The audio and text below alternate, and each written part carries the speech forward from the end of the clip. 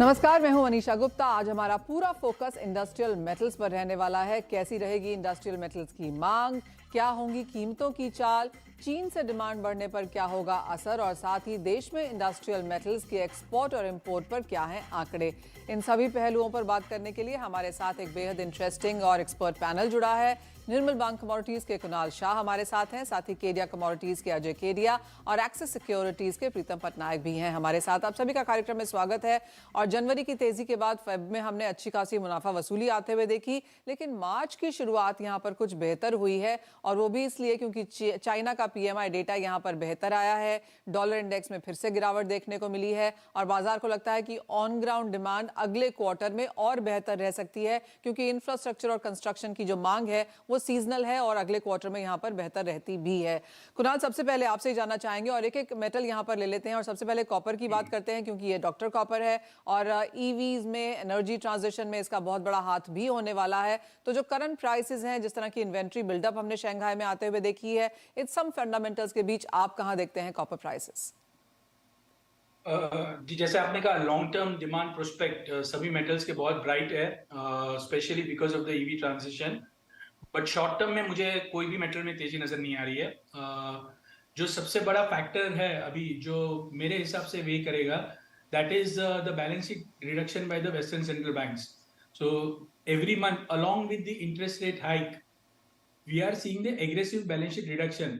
तो ये balance sheet reduction कितना हो रहा है? सो यूरोप और यूएस दोनों का अगर मिलाए तो एवरी मंथ $130 बिलियन सिस्टम में से आउट हो रहा है। So that is not healthy for metals.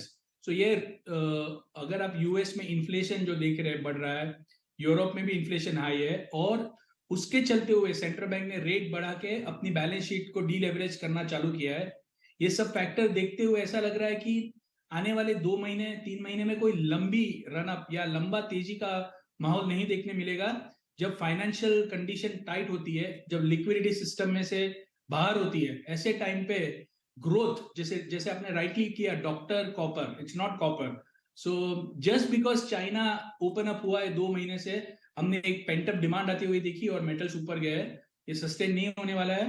Copper around 780 785 ये लेवल्स पे आपको सेलिंग पोजीशन क्रिएट करनी चाहिए। 800 805 के बीच स्टॉप लॉस रखना चाहिए। और नीचे में मुझे लग रहा है नेक्स्ट 2 महीने में 3 महीने में 740 745 के लेवल्स कंजर्वेटिवली आपको देखने मिलने वाले हैं। ऑलराइट, तो मुनाफा वसूली यहाँ पर जारी रह सकती है नियर टर्म के लिए एटलीस्ट। लॉन्गर टर्म में अभी भी यहाँ पर जो फंडामेंटल्स हैं वो ऑन द पॉजिटिव साइड है। प्रीतम, आप कैसे देखेंगे कॉपर प्राइसेस को? और जैसे अपटिक्स पे बिकवाली की राय यहाँ पर कुणाल की है, आपके क्या लेवल्स और क्या स्ट्रैटेजी होगी? देखिए मनीषा, हाल फिलहाल में हम लोगों ने देखा है मेटल न्यूज को बहुत स्ट्रांगली रिएक्ट कर रहा है। ये फैक्ट है कि इंटरेस्ट रेट हाइक्स होने वाले हैं। कहीं ना कहीं ब्यूगल बज ही रहा है कि रिसेशन आने वाला है यूरोप में, यूएस में। बैलेंस शीट टाइटनिंग जैसे कुणाल ने बोला, वो सब फैक्टर्स एक साइड, और एक्सपेक्टेशन फ्रॉम द मार्केट की चाइना रिकवरी आएगा तो कितना डिमांड बढ़ सकता है वो और एक साइड पे आ जाता है। आप खुद देख लीजिए, कल एक after a long gap PMI का नंबर जो चाइना के वो स्ट्रॉन्ग आए थे, not only for manufacturing, service industry में भी आया था। उनका नेशनल कांग्रेस हाल फिलहाल में आने वाला है, जिसमें मेरा एक्सपेक्टेशन है कि कहीं ना कहीं big bang project, infra project के बारे में डिस्कशन होगा। तो ईवी का तो स्टोरी लाइव है ही है। साथ ही साथ ये फैक्टर्स डिमांड साइड पे डिमांड मेंटेन करते हुए दिख रहा है। सेकेंडली, सप्लाई को भी मॉनिटर करना बहुत जरूरी है आज के दिन पे। चिली में आपने देखा था in terms of supply, output has dropped. Although last month हम लोगों ने 2 मिलियन टन का फर्स्ट टाइम देखा है कि एक्सेस कैपेसिटी था, but overall for the year हमने देखा है कि डेफिसिट भी चल रहा था मार्केट। करेक्ट। साथ ही साथ पेरू में भी हम लोगों ने देखा है there is disruption in supply. Combine these two countries contribute 37% contribute करता है।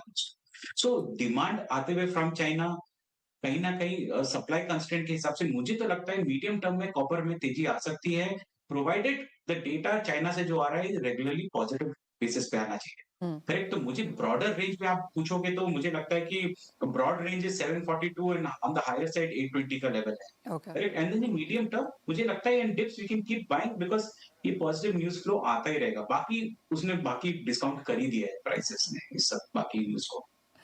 ऑलराइट, सेल ऑन रैलीज या बाय ऑन डिप्स, लेकिन रेंज वहां पर कॉपर की सेम बनती हुई नजर आ रही है। अजय, ये तो बात हुई कॉपर पे, लेकिन अगर हम एल्यूमिनियम और जिंक की बात करें तो यहाँ पर भी अच्छी खासी पिटाई फेब के महीने में हुई थी। जैसे कुणाल ने कहा कि पेंटअप डिमांड एक बार बाजार से निकल गई, डेटा कंसिस्टेंट नहीं आया तो बाजार ने बेचा भी है मेटल्स को, लेकिन मार्च की शुरुआत थोड़ी सी अच्छी हुई है। इन स्तरों पे एल्यूमिनियम और जिंक के साथ आप क्या करना चाहेंगे? डेफिनेटली मुझे, अगर हम देखें पूरे बेस मेटल में काफी अच्छी वॉलिटिलिटी हम जनवरी से आते हुए देखे, सबसे ज्यादा होप लगी हुई है चाइना से। बट डेफिनेटली काफी ज्यादा होप रहती है तो वहां पे पेसिमिस्टिक भी दिखाई देता है। जिसे रिसेंटली हमने देखा कि प्राइसेस में अच्छे खासे गेन्स हमने एल्यूमिनियम और जिंक में देखे, बट प्राइसेस सस्टेन नहीं कर पाए। बिकॉज एक तरफ इन्फ्लेशन और रिसेशन का जो फियर है वो प्राइसेस को थोड़ा दबाने की कोशिश जरूर करेगा। बट डेफिनेटली अगर मीडियम टर्म लॉन्ग टर्म देखें तो मुझे लगता है दोनों ही मेटल में काफी अच्छी तेजी कंटिन्यू रह सकती है। अगर हम परफॉर्मेंस की बात करें तो अभी तक जनवरी से अभी तक जिंक के अंदर लगभग 2.5 से 3% के आसपास का हमने गेन आते हुए देखा। एल्यूमिनियम लगभग 1% का रहा। लेकिन यही चीज अगर हम पिछले एक साल की अगर बात करते हैं तो अभी भी कोई बड़ा परफॉर्मेंस दिखाई नहीं दिया है। तो सबसे पहले अगर हम एल्यूमिनियम की बात करते हैं तो ग्लोबल एल्यूमिनियम के जो आउटपुट है वो 3.4% से YoY बढ़ता हुआ दिख रहा है, जो IEA की रिसेंट रिपोर्ट में था। तो मुझे लगता है एक थोड़ा बहुत पुल बैक पॉसिबल है, वापस हम 200-202 के लेवल तक देख पाएंगे। बट जो मेजर चंक है इन्फ्लेशन से या रिसेशन से इकोनॉमी को उभारना है तो कहीं ना कहीं मेटल के कंजम्पशन आगे जाके बढ़ेंगे। तो मुझे लगता है कि Q3 ऑनवर्ड्स मेटल में एक अच्छी खासी रैली अप करेगी। डाउन साइड रेस्ट्रिक्टेड है, 200 तक के आसपास हम एल्यूमिनियम में देख रहे हैं, but higher side it's still open towards 230-240 zone, जो हम Q3 एंड बियॉन्ड में देखेंगे। वहीं अगर जिंक की अगर बात करते हैं तो जिंक के अंदर हमने सप्लाई को लेकर काफी कंसर्न देखे, इन्वेंटरीज को लेकर भी देखा। बट एज ऑफ नाउ जो दिसंबर तक के आंकड़े थे ILZ SG के, वहां पे बताया गया था कि ग्लोबल जिंक मार्केट जो है वो डेफिसिट में था, जिसकी वजह से हमने एक रैली ऑलरेडी देख चुके हैं। टाइमिंग हमने मल्टीपल ऑफ टाइम 255-260 के जोन को अच्छे से सपोर्ट जोन पे आते हुए देख पा रहे हैं। तो मुझे लगता है अगले महीने भर में मार्केट एक रेंज में ही रहेगा, जो डाउन साइड में 255-260 के जोन तक is good to buy. But overall अगर हम Q3 या Q4 या ईयर एंड तक की बात करें तो I am very much bullish for zinc, जो ऊपर में वापस 300 का लेवल ब्रीच करके 315-320 तक के भी लेवल दिखा सकते हो। तो शॉर्ट टर्म में हो सकता है कि जो अभी पॉजिटिव डेटा आ रहा है वो सपोर्ट कर रहा है। डॉलर इंडेक्स में भी फिर से हमने गिरावट आते हुए देख पा रहे हैं। बट ग्रोथ को लेकर थोड़े से कंसर्न्स रहेंगे Q2 में, बट Q3 से डेफिनेटली डिमांड इंप्रूवमेंट होते हुए दिखेगी।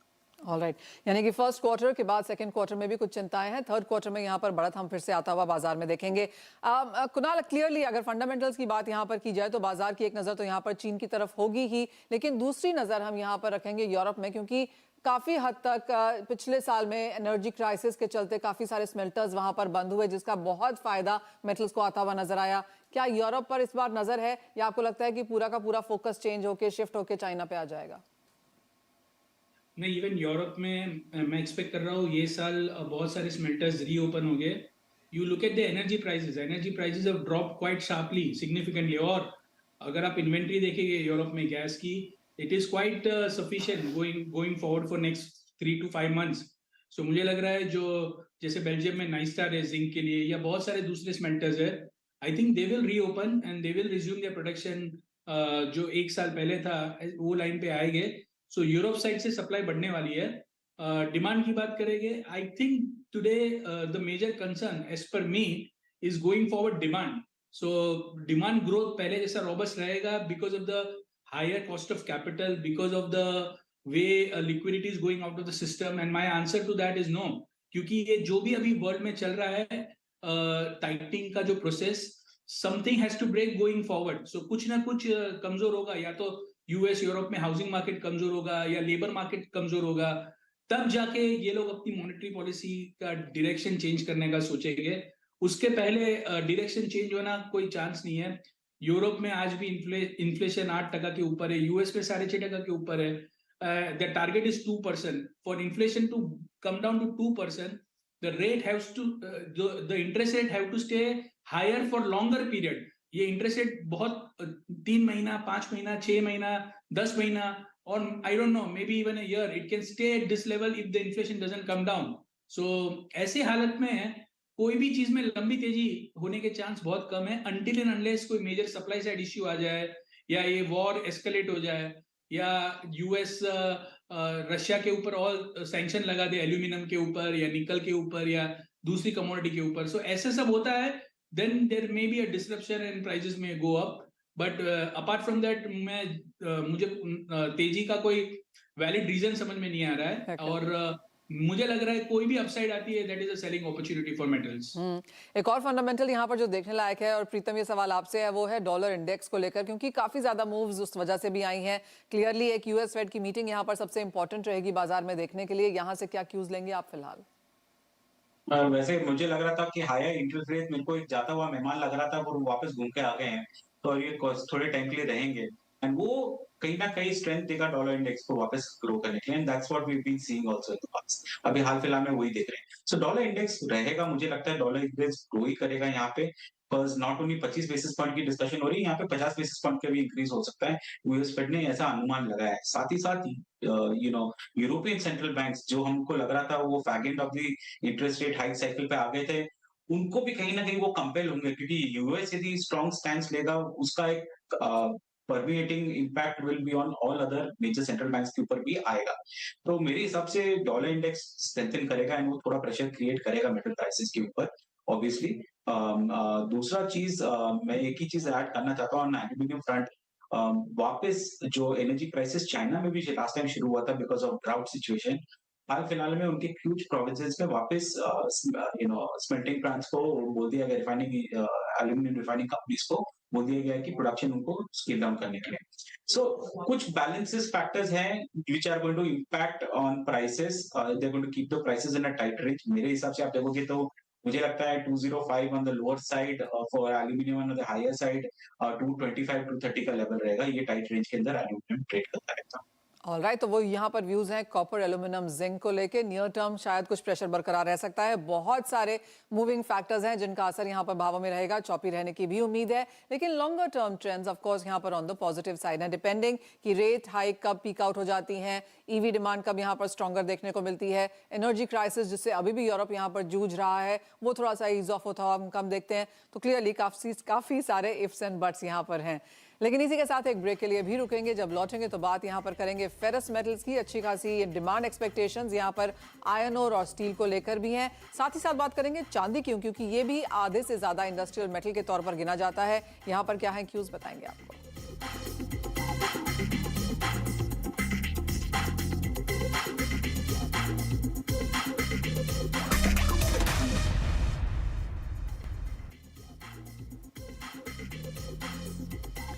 आपका स्वागत है और चर्चा आज यहाँ पर इंडस्ट्रियल मेटल्स पर है, जहाँ पर तेजी के साथ मार्च के महीने की शुरुआत हुई है। और जहाँ तक स्टील की बात करें, यहाँ पर तो आंकड़े बहुत ही बुलिश हैं। फिर चाहे वो मिनिस्ट्री की तरफ से देखें, जिस तरह से चाइना की मांग निकल के आ रही है, वहाँ पर स्टिमुलस मेजर्स की एक्सपेक्टेशन है, और सभी कंट्रीज यहाँ पर अपना इंफ्रास्ट्रक्चर बढ़ाने में, बेहतर करने में, एक्सपैंड करने में लगी हैं, जहाँ पर स्टील की मांग काफी स्ट्रांगली निकल के आ सकती है। कुणाल, आपसे ही जानना चाहेंगे पहले कि जिस तरह से स्टील की डिमांड की एक्सपेक्टेशन है बाजार में, सबसे पहले तो उससे आप कैसा देखते हैं, क्योंकि माना यह जा रहा है कि जो कैपेसिटीज फिलहाल हैं वो आने वाले डेकेड में, इसी डेकेड में बेसिकली डबल हो जाएंगी।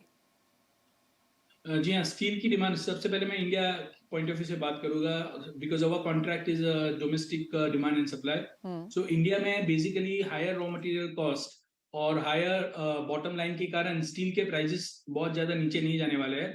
So steel can be exception over here. Domestic demand is very robust. Normal steel, specialty steel, all different kind of steel. The demand is quite robust. Our country has basically higher allocation towards the infra spending has led to this massive demand. 2022 में भी और 2023 में भी ये demand बहुत strong रहने वाली है।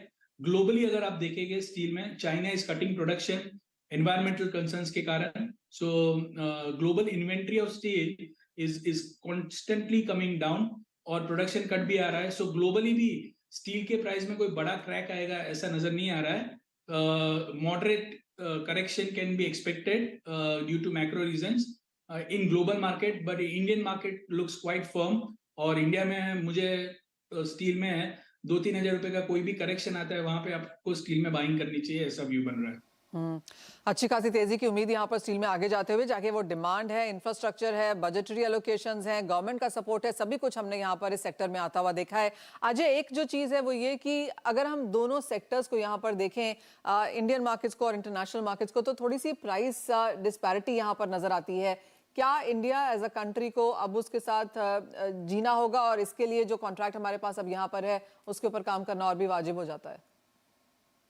बिल्कुल देखिए, जैसे कुणाल ने भी कहा, डोमेस्टिक फंडामेंटल काफी डिफरेंट है as compare to international market, because पिछले 2 साल में हमने देखा कि इंफ्रा के जो प्रोजेक्ट्स इंडिया में चल रहे हैं उसका भी एक फर्क है, और इंटरनेशनल में पिछले साल हमने पूरी डिस्पैरिटी कंटिन्यू मेंटेन होते हुए देखी है। टाइमिंग मुझे लगता है कि इंडिया में जो फंडामेंटल वो प्राइसेस को कंटिन्यू अपलिफ्ट रखेंगे। कॉस्ट पार्ट भी इंपॉर्टेंट है, बिकॉज यहाँ पे हमने देखा जो अदर कॉस्ट है वो सब में बढ़ोतरी आई हुई है, जिसकी वजह से कोई एक्स्ट्राऑर्डिनरी फ्री फॉल जैसी सिचुएशन लग नहीं रही है। रिसेंटली भी हमने देखा प्राइसेस 46,000 तक जाता हुआ दिखाई दिया, बट सस्टेनेबल नहीं है, क्योंकि कंटिन्यू रुक रुक के डिमांड चल रही है। जबकि इंटरनेशनल मार्केट में थोड़े बहुत हमने डिस्पैरिटी इसलिए भी देखे, जैसे चाइना साइड से अगर हम देखते हैं तो यहाँ पे इन्वेंट्रीज में लेकर कुछ कंसर्न बने हुए, और जिस ढंग से प्रोडक्शन नीड है ये कहीं ना कहीं प्राइसेस को वापस अपसीट लाएगा। वहीं यूएस साइड से भी अगर हम देखें तो यूएस की जो प्रोडक्शन कैपेसिटी यूटिलाइजेशन है वो 75% के आसपास पहुंची हुई है, जबकि इंपोर्ट्स की अगर बात करें जनवरी 2023 में वो मंथ ऑन मंथ इंप्रूव भी हो रहा है। तो दिस टाइप ऑफ डिस्पैरिटी वो कंटिन्यू रहेगी एज ऑफ नाउ, और डोमेस्टिक मार्केट में मुझे लगता है कि रोबस्ट डिमांड कंटिन्यू रहेगी। 2023 में इलेक्शन पीरियड से पहले भी हम देखते हैं कि इंफ्रा पे जो स्पेंडिंग है और ज्यादा बढ़ जाती है, जो पिछले 2 सालों में देखा गया है। तो इनऑल अगर सम अप करते हैं तो डेफिनेटली डिस्पैरिटी कंटिन्यू रहेगी, जबकि डोमेस्टिक मार्केट में भाव अभी भी काफी स्ट्रांग होते हुए दिखाई दे रहे हैं। जो नेक्स्ट फ्यू वीक्स या मंथ्स की बात करें तो आई थिंक वापस हम 52 500 तक के लेवल इजीली अचीव कर पाएंगे। ऑलराइट, तो ये एक सेक्टर है जहां पर खरीदारी की राय एक्सपर्ट्स की तरफ से आती हुई तेजी बरकरार है, डिमांड अच्छी खासी होने की उम्मीद है। इंफ्रास्ट्रक्चर कहें या फिर overall supply and demand consumption की भी अगर बात करें तो स्टील यहां पर काफी पॉजिटिव एज अ मेटल नजर आता है। मूव ऑन करते हैं और अब बात यहां पर चांदी की करते हैं, क्योंकि पिछले साल भारत में इंपोर्ट यहां पर हमने रिकॉर्ड नंबर्स पे आता हुआ देखा था। प्रीतम, ये सवाल आपसे है, अगर हम अभी इंडस्ट्री से बात करें तो वो कहते हैं कि पिछले साल का इंपोर्ट है उसका ही 700-800 टन यहाँ पर फिलहाल बचा हुआ है, मांग बहुत ज्यादा मार्केट में नहीं है। पिछले साल हमने एक स्ट्रॉन्ग पेंट अप डिमांड यहाँ पर आते हुए देखी थी, जो ऑलरेडी प्राइसेस में as of now factor in हो चुकी है। जिस तरह से फरवरी में 12-12.5% की मुनाफा वसूली हम देख चुके हैं चांदी में, इन लाइन विद बाकी इंडस्ट्रियल मेटल्स, अब यहाँ से क्या करने की राय है? मार्च के महीने के लिए क्या राय होगी? मार्च के महीने के लिए मैं आपको ये बताता हूँ कि सिल्वर में जैसे मैंने बोला कि जो एक डेवलपिंग स्टोरी थी कि इंटरेस्ट रेट्स कम होने वाले हैं, वो नहीं लग रही इमीडिएटली होने वाले हैं। यदि वो इंक्रीज होगा उसका इम्पैक्ट कहीं ना कहीं नॉट ओनली कैपिटल मार्केट्स पे आएगा पर बुलियन पे भी दिख ही रहा है हमको। एंड आपने यदि नोटिस किया है कि some level of correlation is there between the equity market और सिल्वर के प्राइसेस में चल ही रहा है। मुझे नहीं लगता कि डिमांड इमीडिएटली आएगा, पर ये एक ऐसा कमोडिटी है बुलियन आज के दिन पे कि जिसको आप कंप्लीटली राइट ऑफ नहीं करते, उसका एक फ्लोर प्राइस तो आ ही जाएगा। आप मुझे पूछेंगे तो I think at current strategy buying on dips but a decent correction around 64,000 and all is a decent level, 63,000 is a decent level to get into. Okay, Ajay, आप क्या रेंज देखते हैं चांदी में और आपकी स्ट्रैटेजी क्या होगी? देखिए, पर्टिकुलर मार्च मंथ की बात करें तो डेफिनेटली हमने जो जनवरी में जो एक रन अप आते हुए देखा, that was in line of expectation. तो फरवरी में जो फॉल आया है वो प्राइसेस को थोड़ा सा कूल ऑफ करने का मौका देता है। तो इंटरनेशनल मार्केट में मुझे लगता है कि 19,500-19,80 का एक स्ट्रॉन्ग सपोर्ट रहेगा। डोमेस्टिक मार्केट पे 60,000 का एक अच्छा खासा सपोर्ट रहेगा। इनिशियली फर्स्ट वीक या अगर हम 8-10 दिन की बात करें तो प्राइसेस कंसोलिडेट करेंगे, बट जिस दिन से डॉलर इंडेक्स में वापस गिरावट चालू हो चुकी है, ये कहीं ना कहीं सिल्वर को वापस सपोर्ट अप करेगा। बट नई रैली के लिए हमें $24.5 का जो इनिशियली हमने हाई देखा था जनवरी में, वो तोड़ना बहुत इंपॉर्टेंट है। तो मार्च के लिए मुझे लगता है दायरा जो रहेगा वो 19,500 से लेकर 23-23.5 के आसपास रहेगा। डोमेस्टिक मार्केट पे मुझे लगता है 60,000 से लेकर करीबन 68,500 का एक जोन रहेगा। बट ओवरऑल ईयर एंड में अभी मुझे लगता है कि चांदी आउट परफॉर्म करते हुए दिखाई देगी। जिस ढंग से रेशियोज में अगर हम देखते हैं तो काफी ज्यादा अभी भी अट्रैक्टिव लेवल्स पे, जो हमें लगता है कि 85,000 का लेवल तो 90,000 तक का भी लेवल दिखा सकती है, जो इंटरनेशनल में लगभग $34 तक का लेवल रहेगा। ऑलराइट, यानी कि चांदी में अच्छी खासी बढ़त की उम्मीद है। कुणाल, आपको भी लगता है कि बहुत ऊपर जाए चांदी, उससे पहले शायद $20 एक बार तोड़ सकती है? Yeah, it's touch and go. It can break and it won't even last for 1 or 2 days. So near term में जो थीम है कमोडिटी के लिए वो बहुत ल्यूक्रेटिव नहीं है। सो इसमें चांदी भी नीचे जा सकता है, 2-3% की गिरावट और भी आपको चांदी में देखने मिल सकती है। सो मेरा ओपिनियन ऐसा है, $20, $19.5 कोई भी लेवल्स है, एक बार टच एंड गो के लिए नीचे जा सकता है, बट वहां से ज्यादा मंदी 60,000 के आसपास से ज्यादा मंदी नजर नहीं आ रही। ऑलराइट, तो तेजी की राय यहाँ पर हमारे सेकंड सेगमेंट के शो में आती हुई, चाहे फिर वो स्टील है, आयरन ओर है या फिर चांदी है, इन सभी में खरीद के कम करने की एज ऑफ नाउ राय है। नियर टर्म में जैसे कहा गया कि बहुत सारे डेटा है, इकोनॉमिक नंबर्स आने वाले हैं, नॉन फार्म पेरोल डेटा भी है, तो बाजार काफी चीजों पे यहाँ पर नजर रखेगा। लेकिन एक लॉन्ग टर्म स्ट्रैटेजी मार्च के अंत तक हो या इस साल के अंत तक हो, यहाँ पर तेजी आपको काफी सारे मेटल्स में देखने को मिल पाएगी। बहुत शुक्रिया प्रीतम, अजय और कुणाल आप सभी का साथ में जुड़ने के लिए और उन तमाम इंडस्ट्रियल कमोडिटीज पर हमारी मदद करने के लिए, स्ट्रैटेजीज बनाने में। इसी के साथ मुझे भी दीजिए इजाजत, लेकिन आप बने रहिए CNBC आवाज पर।